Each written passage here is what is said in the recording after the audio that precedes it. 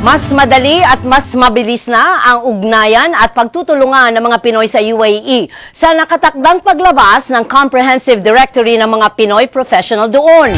Alamin natin ang mga detalye sa Balitang Global ni Melanie Regalado.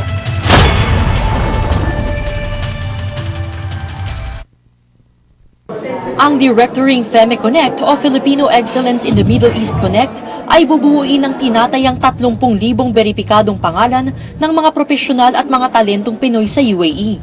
Nagsimula ito bilang business plan ng 4 na kababaihang miyembro ng 26th batch ng Leadership and Social Entrepreneurship o LSE program ng Ateneo School of Government na ginanap sa Dubai noong 1 taon. Kung kailangan mo ng Filipino doctor, Filipino dentist, or mananahi, you can just connect kung sino yung dapat mong lapitan. We can also connect yung mga katulong na who wants to have a lawyer, a Filipino lawyer.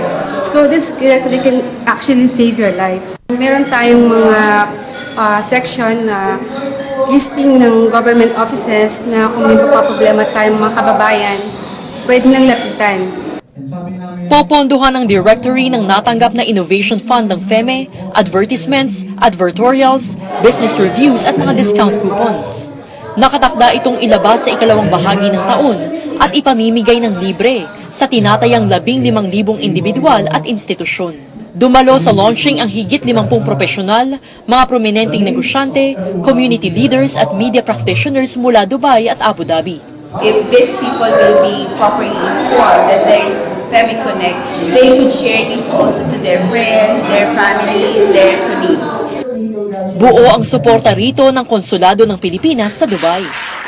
We would like to encourage as well all Philippine professionals to register themselves with the FEME Connect, especially as we look towards Expo 2020 and how Dubai positions itself as a leader in global innovation.